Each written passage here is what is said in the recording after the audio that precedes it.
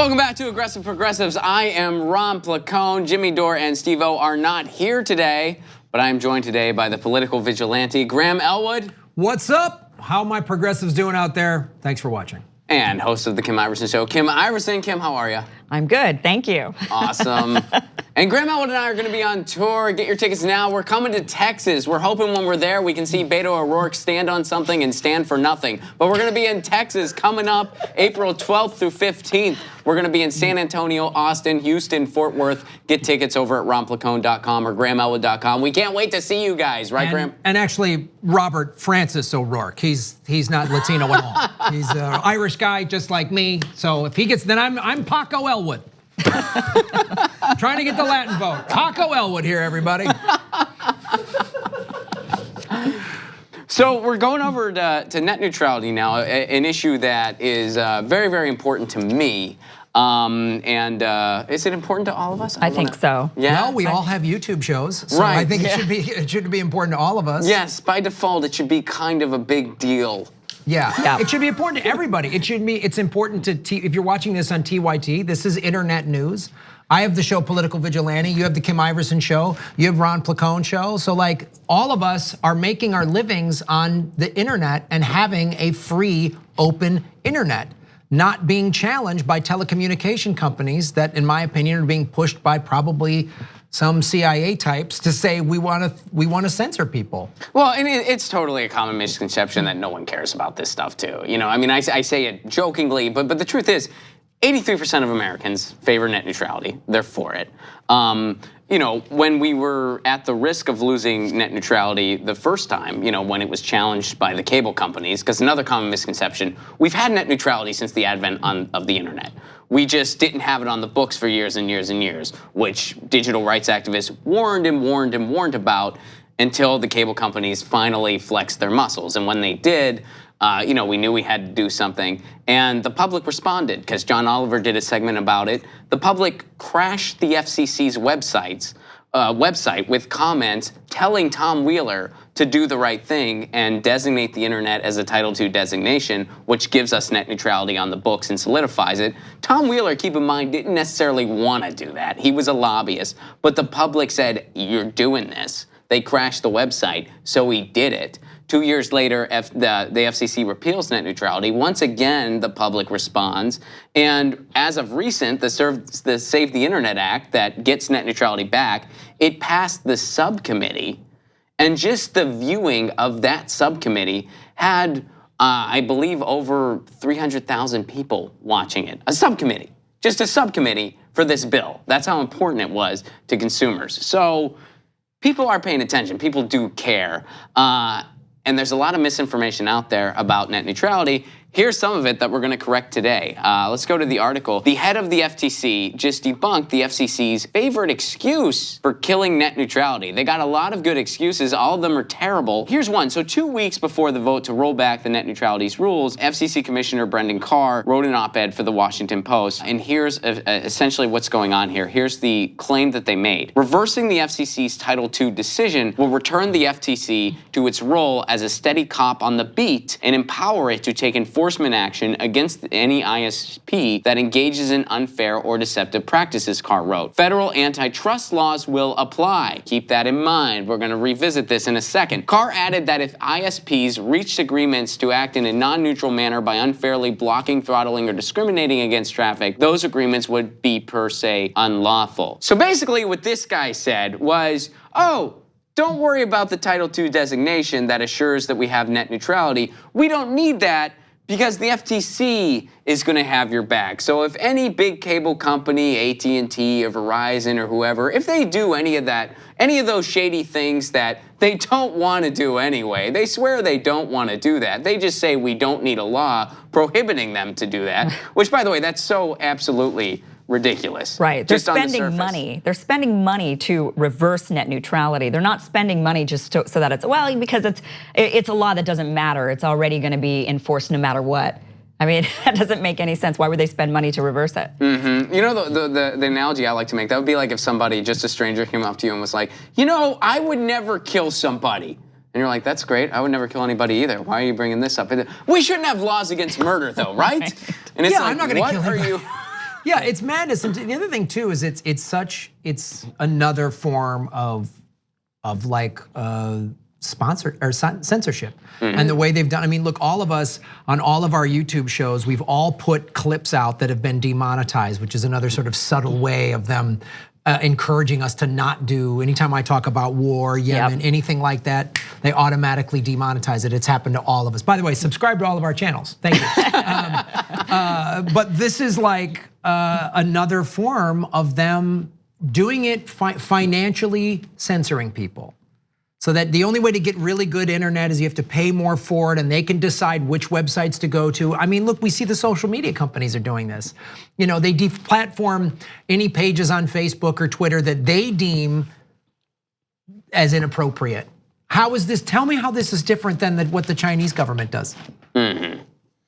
Yeah, so getting back to this, getting back to the article, 3 days ago, however, FTC Chairman Joseph Simmons, who's a Republican just like Carr, appointed by President Trump, just publicly debunked that claim. Blocking throttling or paid prioritization would not be per se. They all love saying per se. That's like the phrase of the week over there. Well, if you just throw in some flour, per se, if you just per se. Hey, if net neutrality goes away, you wouldn't have a free and open internet per se. Oh. But AT&T, Verizon, and Comcast would make more money. So there's that part of it. Per se. Per se. If I just put that out there, then I can just keep you vague enough to know that you might not be aware that I'm sticking it to you if I just say per se. We wouldn't screw you over right away per se, because it would take a couple months to unroll these new packages. I'm gonna just go into your wallet and take money out of there. Now, it's not necessarily theft per se. I'm reallocating funds. Money is just a social construct anyway. You don't need it. Really, per se, nothing's changed in your life per se. If I'm married and I sleep with a stripper, is it cheating per se? Like, you know what I mean, right? I don't know. Per se. Per se. So it's good. I trust these guys. Yeah, they're on the ball. But he debunked his own colleague here. He said, actually, this wouldn't fall under the FTC's ability. And that goes into one of the things we've seen as of recent. We've seen Republicans, because they know how popular net neutrality is. That has, bipartisan support. There's people all across the political spectrum in favor of net neutrality. It's not just lefties that like net neutrality, it's everybody. Yeah, if you're a business owner doing any e-commerce, you want to keep net neutrality in place. You don't want your website slowed down, traffic being rerouted to some, Comcast decides to create their own e-commerce, and instead they're the ones, routing their traffic in that direction because it's way faster. Nobody really wants this. Anybody, it's already happens where Amazon snatches up all the business. Yeah. And if you just have a little website selling a handful of products, whatever you're selling, Amazon sells it too. So they can just push you aside. Or trying to build a competition. Yeah. Yeah. It's just a digital version of dropping a big Walmart and shutting down all the mom and pop businesses. Yeah, well, and without net neutrality, it could go even further, because now they could be like, oh, we're gonna charge some fees for different websites. Well, who can afford to pay those fees? Amazon can't, because Jeff Bezos is rich behind comprehension. So he could pay those fees, and then any mom and pop can't. So who's gonna get literally all of the e-commerce? Similarly, Fox News, CNN, MSNBC, they could afford for paid prioritization of their content. We can't. Independent media can't. Any content creator that's just independent, they can't. So that's really what's at stake here. All right, so let's go to the final segment here of the article. Simons expanded his view on the matter, comparing the idea of paid prioritization to that of grocery store coupons and happy hour discounts. now that's some fun mental gymnastics I think we're missing out on. Just like, hey, it's happy hour. We're not going to charge you extra to go on Twitter. Huh? It's not gonna be now in the post-net neutrality world where the social package is $30 extra a month. Happy hour, you can tweet all you want. You're welcome. I'm not censoring you. I'm just, giving you free bubble gum sometimes. That's all I'm doing. Except it's not for everybody. Yeah. So that's the difference. I mean, this analogy, and he also, didn't he use another analogy about toll roads? Was that another one? It was like, well, it's no different than using a regular road versus a toll road or something. And it's like, okay, first of all, when you go to a bar for happy hour, everybody gets the happy hour discount. It's not, okay, well, because you're this person who frequents here, we're gonna give you the happy hour discount, or it's you because you're a woman, or you're so-and-so, or I like you, right? It's everybody gets the right to that happy hour discount. Same thing with the grocery store coupon. Anybody can walk into the grocery store with the coupon and use it. It's not discriminated based on who they like, who, that's kind of, and then second, the fast lanes, saying that it's toll roads versus regular roads. No one is standing at the front of the freeway asking you, where are you going today? And then you say, oh, I'm gonna go to Walmart. And they say, get in the fast lane. Okay, go ahead. Or they don't say, when you're like, oh, I'm gonna go to this mom and pop store. Okay, you're gonna have to take the slow lane to get yourself to that mom and pop store. It is, you can use fast lanes on the freeway. That's like paying for faster service through your internet provider, or buying a faster car, I guess, and driving quickly on the freeway. But no one's asking you, where are you going before you get on? Where are you going? I'm going to my buddy Graham's shop. Oh, you got to get out of your car and walk. You gotta go through these grass fields here, and good luck. Here's a bottle of water. Yeah. You're welcome. The post net neutrality happy hour will be one of those things where it's just be like, oh, what priority do you? Okay, the drinks are the same price, but you're gonna get your beer in 2 minutes. You're gonna get your beer in 3 hours. So it won't even be the happy hour price anymore.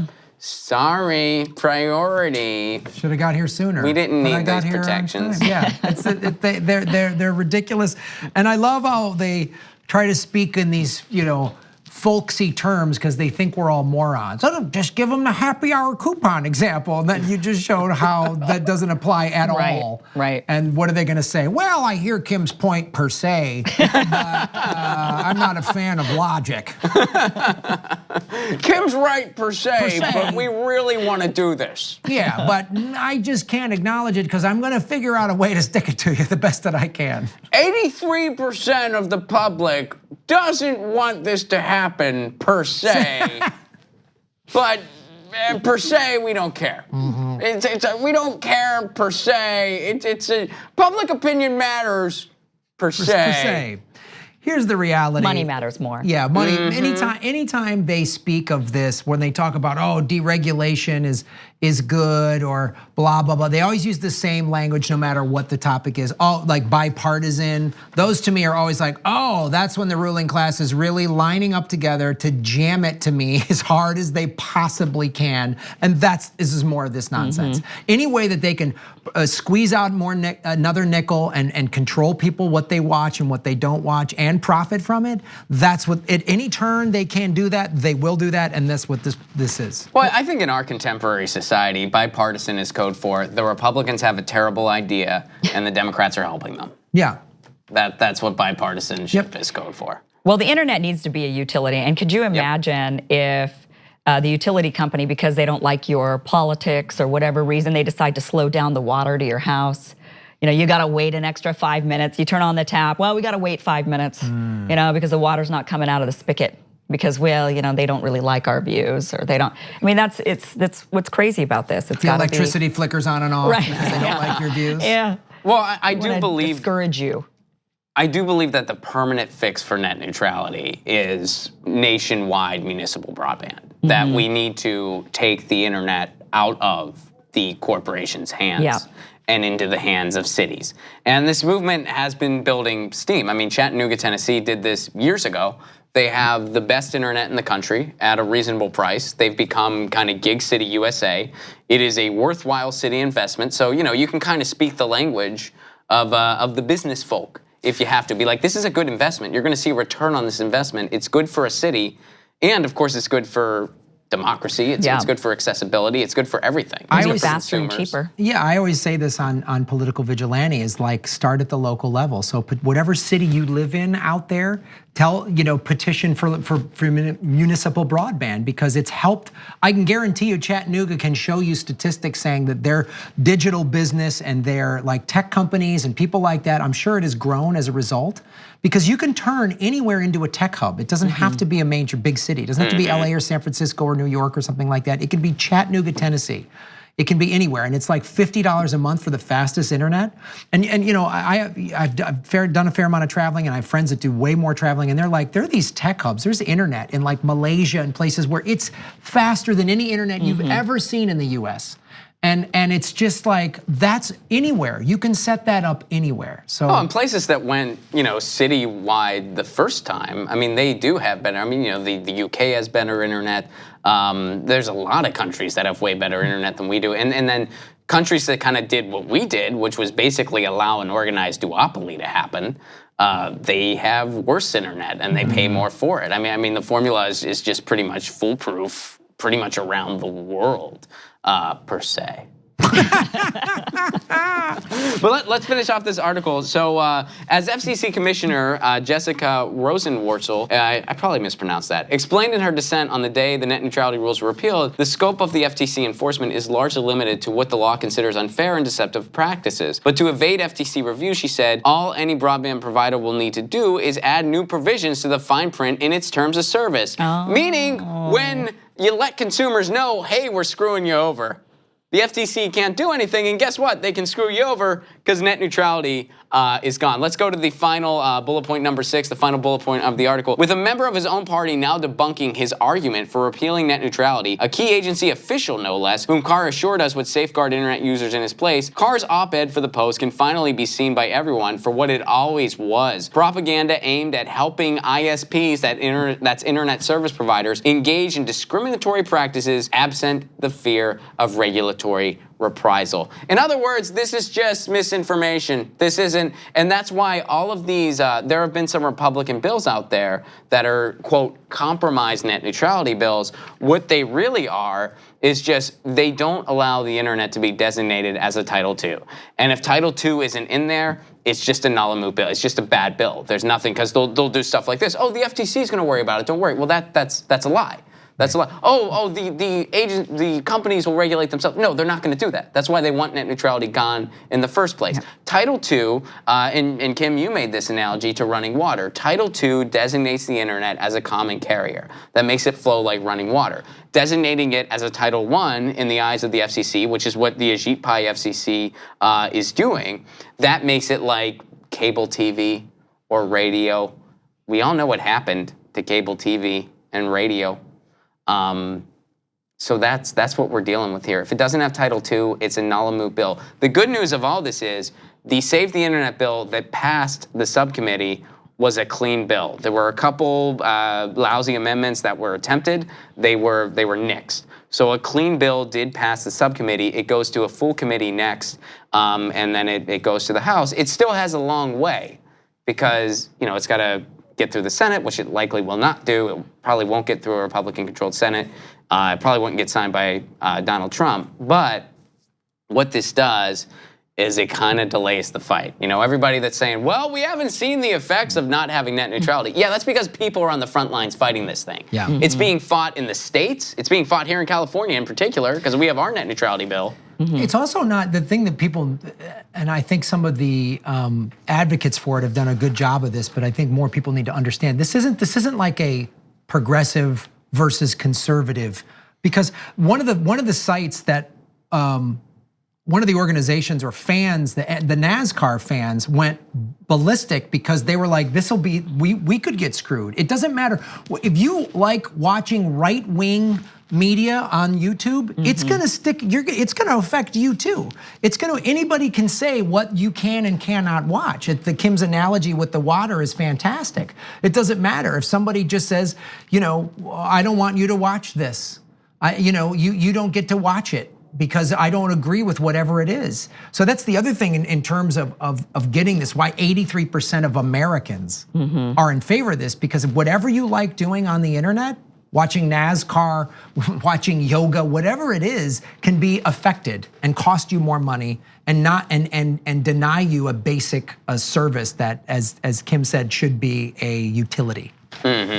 Well, and every argument that has been made by, you know, the anti-net neutrality camp, Ajit Pai and everybody there, has been so easily debunked. Every single argument that they've made, the FTC argument, oh, the FTC will worry about it. Oh, the companies will regulate themselves. Oh, tell that to the firefighters in California who got throttled by Verizon. Tell that to them.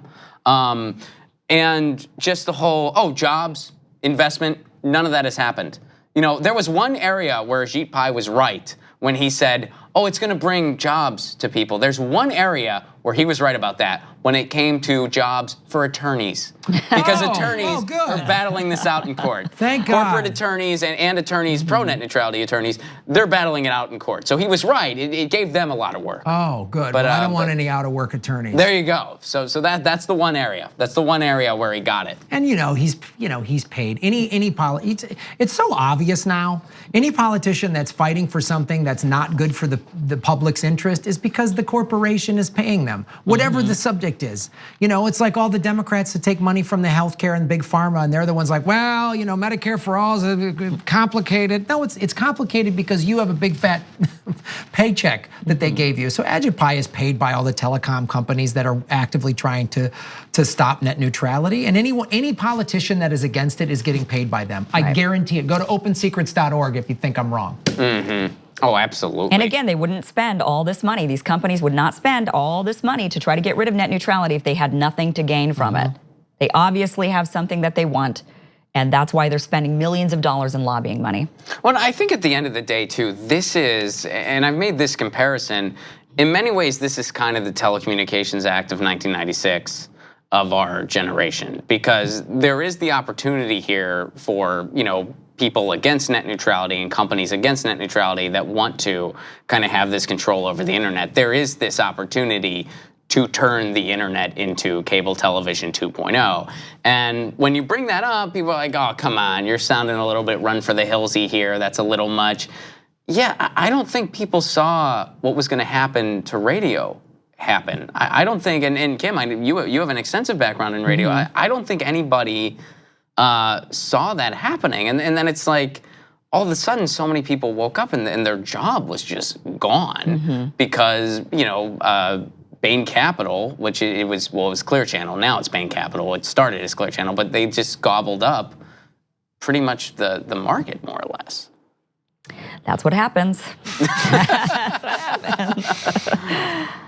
So there you go. Let's move on. We got a few minutes left. We're going to start into Chelsea Manning, and we'll continue this into the next segment.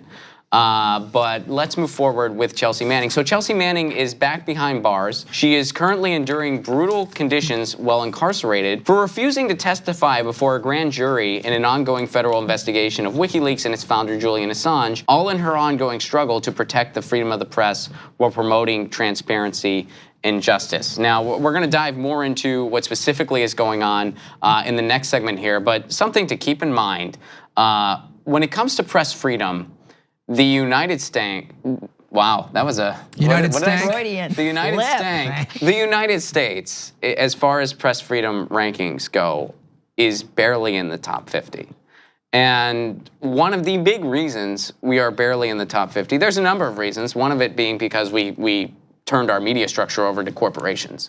But another big reason for it is our treatment of whistleblowers.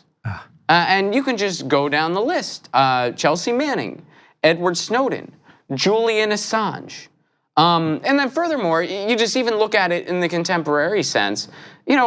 People clutch their pearls when Donald Trump is mean to a reporter or something like that. And Donald Trump is completely repulsive. I'm with you there. He's despicable. But where was everybody when Amy Schlossberg was facing jail time for her coverage of DAPL? When Amy Goodman was denied from DAPL? When Sharina Shim was murdered. Well, she died in a car accident in Turkey that has not been investigated because she uncovered that the United States was letting ISIS come through bases in Turkey to get into Syria. And then all of a sudden she has a mysterious car accident that nobody seems to investigate it. Where is it? Where is and the neoliberals that are all LGBTQ, where are they?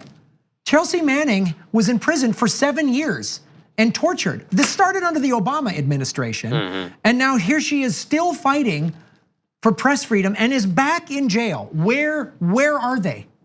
She's back in jail, and an important thing to note here, and I've been guilty of making this mistake too. I think a lot of people have, and I'm one of them. But the Get Your News On with Ron video editor Joseph Zakata reminded me of this. Obama didn't pardon Chelsea Manning. Obama just commuted her sentence, which means she is still. Basically, I think that enabled them to do this to her, because all she was doing was she basically just said, "Hey, we've been through this. I've done my time. We've been through this. I'm not rehashing all this." And they said, "Well, that's contempt of court. We're throwing you in jail. We're throwing you in solitary confinement, no less." And that's it. You know, what are you going to do? This is such this is what happens when, as Chris Hedges calls it in the book Death of the Liberal Class, when a 4 decades long corporate coup happens. This is what happens. Our media is run by massive corporations. So they talk about Khashoggi, which was awful, and I'm glad that got news, but then this, they don't have the same outrage at this. They don't have the same outrage at any of the other folks that you just mentioned. What are they doing? Well, they're being outraged right now over Maduro's regime apparently jailing journalists in Venezuela. That's what they're being outraged about. Wow. Yeah, I mean, it's so hypocritical to, watch the news or go to Twitter or wherever, and they're talking about, oh, he threw another journalist into jail, and and then meanwhile we do it here, and where's our Guaido coming in to take over? Stand up and say, "I'm president." Yeah. They're throwing journalists in jail. Well, we do that here in the United States. You're a purist. Yeah, you're a purist. Oh my God, there's people eating out of garbage cans. There's people eating out of garbage cans right here in Los Angeles. In every major American city, there's a ridiculous homeless population. He's gassing his citizens. We do that. We tear gas protesters. Look what we did at Standing Rock. And just at the border. And just at the border. We gas people at the border. Families and children that just want a better life, because there is climate refugees and instability due to the CIA and drug use. We have zero moral ground to stand on in this country, and the hypocrisy is nauseating. Well, why do you guys think, because I want to pose this question to you guys, why do you guys think there has been such, because I mean, I would argue, you see very little about Chelsea Manning from the corporate media, if anything. I mean, you have to go to independent grassroots efforts. There's been a huge mobilization for her on Twitter, and that's really been the only voices that have been amplifying this or giving it any coverage whatsoever. Why do you guys think that is? She's a threat to the war machine. When she called out the war machine. She showed the atrocities in 2010 that this government was doing in the ridiculous global war on terror. She called that out. So Rachel Maddow, gay woman Rachel Maddow, cannot talk about this when Rachel Maddow has segments that are sponsored by Boeing.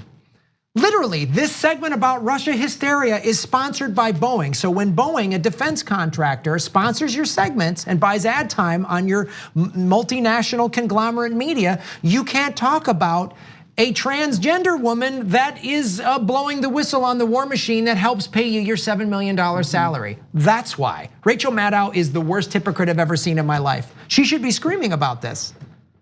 Well, I think everybody should be. If you're a journalist, you should be screaming about this. If you have a heart. If you have a heart, those are good qualifiers. I think we nailed it. Are you a journalist? Do you have a heart? If you answered yes to one or both of those questions, you should be outraged about what Chelsea Manning is going through. So let's go to the headline here. Let's see what specifically is going on. Chelsea Manning has sacrificed everything twice. So since returning to prison on March 8th, so it's been going on for a minute. It's been since March 8th. After 7 years already in jail. 7 years already. 7.5. She was tortured, and then she wasn't pardoned. She was, sentence was commuted. Now she's back. Chelsea Manning has spent 22 hours each day in total isolation, according to the advocacy group Chelsea Resists. Chelsea can't be out of her cell while any other prisoners are out, so she cannot talk to other people or visit the law library, and has no access to books or reading material. Why would you deny someone access to reading material or books unless you just want to torture them? This is torture. Right. Do we know, is she in a men's or a women's prison? She's in a women's prison, right? Because I know that was like a thing in the beginning. Like her first prison term, it was in a men's. Well, because I believe she transitioned while in prison from a man to a woman. So but did they, and I'm not familiar enough, did they move her to an appropriate prison? That I don't know. I don't That's recall. a great question. Yeah, I don't recall that. So she has not been outside for 16 days.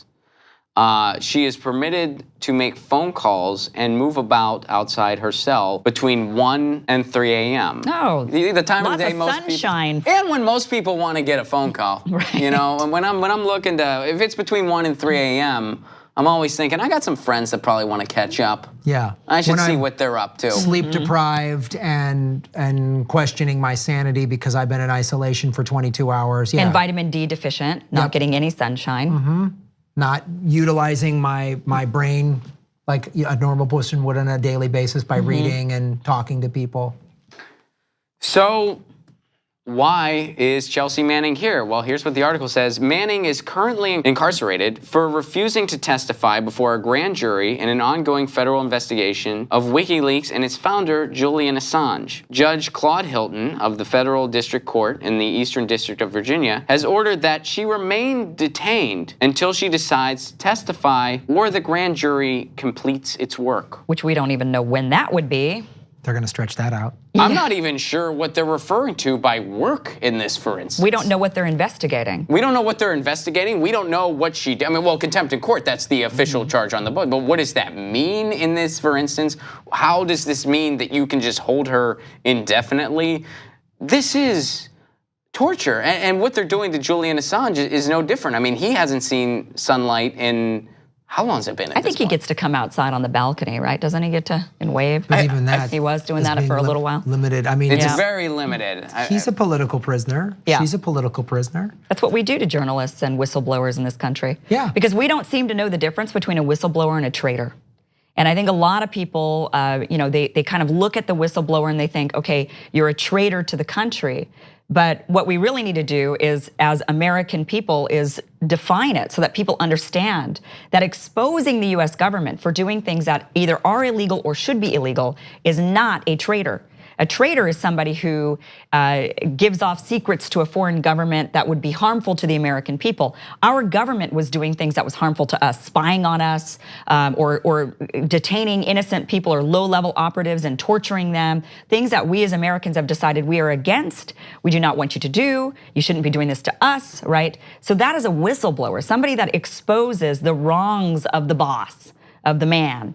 And I think enough people just don't seem to have that connection there. They're thinking that, no, traitor, and we need to have a distinction. Yeah, that's a great point to bring up, and I think the corporate media, pushes. They get to shape the narrative on what that is. That's why that distinction isn't discussed. Because if it was discussed in the mainstream media the way you just said it, wow, then Americans would go, yeah, that's a good point. Did Chelsea Manning give away secure locations so that Al-Qaeda can bomb us? No, she did not do that. She showed the atrocities that this government, and we just selectively pick, just like Saudi Arabia, they're our allies. How do they treat journalists? They chop them up in gardens. And we're still doing deals with them, and we're still in this ridiculous proxy war in Yemen. I mean, give me a break. It's so preposterous, and the corporate media, and especially the left, like, where's Keith Olbermann? Where's his tirade outrage? He's still busy crying about Russia, saying anyone that voted for Russia's scum or whatever. These people, they're just as ridiculous as the Glenn Beck and Sean Hannity's when they rant and rave about their right-wing nonsense. They're just as ridiculous, and they are puppets in the professional wrestling that is the two-party system that has its Fox and its MSNBC. They're just professional wrestling characters. But both parties are for war. Both across the board. That's where you have a bipartisan marketplace of ideas when it comes to war, when it comes to what can we do next. So getting back to the article, in a statement of motion, her attorneys have raised the possibility that her subpoena was an act of reprisal, arguing that the President of the United States himself tweeted that Miss Manning should never have been released. Manning has pledged to fight the secrecy of the court's proceedings and to exhaust every legal remedy available. So this has been kind of treated the wrong way since day one, and now it has gotten to this point. Kim, as you mentioned, there's a big difference between a whistleblower and a traitor. But just at the outset of this, Manning's offense, Edward Snowden's offense, those all could have been treated as political offenses. None of them were. They were treated as criminals. They were said they're not patriots, they're not this, they're not that, they're traitors to this country. I mean, all that verbiage was out there, and they were treated accordingly. So now you get statements, oh, she should have never been released. So we're just gonna say she's in contempt of court, and now we're gonna hold her in solitary confinement indefinitely, which is what they're doing. She's a traitor in the same way that the members of the Boston Tea Party were traitors. You know what I mean? This country, it's so preposterous to me. This country was founded on political protest. This country was founded on people going, we don't like what King George is telling us to do, so we're gonna say no. And so when people are like, oh, stop protesting, stop being a whistleblower. What? That's what this country was founded on. It was also founded on genocide and slavery on top of that. But you know, a lot of things make America. I mean, I didn't know that they could actually throw somebody in prison without an actual term. You know, to say, okay, well, we're just gonna put you in indefinitely. That is something that I'm not really understanding about this, is how they're able to get away with that. Aren't you supposed to have a sentence that says, okay, well, we're gonna throw you in jail for 30 days or for 60 days or for 90 days? But how is this indefinite? How is that even legal? How is that constitutional? From my understanding, it's because after 9/11, the Patriot Act, which was signed by a lot of people, including many Democrats, like presidential candidates. Well, it was written by Joe Biden. It was written by Joe Biden. Hillary Clinton voted for it. They said that was the War Powers Act. So anything that's terrorism, now the president doesn't need anything, congressional approval or anything like that. So then what happens is then we can just put this big umbrella of, oh, treason. You're treason, so I can just lock you up without any trial, no due process, no nothing. Yep, and we live in a country where we're told dissent is the greatest form of patriotism. We are out of time. Graham Elwood and myself are gonna be on tour. Check us out in April. We're gonna be in Texas, ronplacone.com for those tickets. See you soon, Texas. And that is our live show today for live linear viewers. To get the full episode of Aggressive Progressives, become a TYT member and go to tyt.com/join. For the rest of you, we'll be right back with our last segment. Don't go anywhere, you're watching Aggressive Progressives.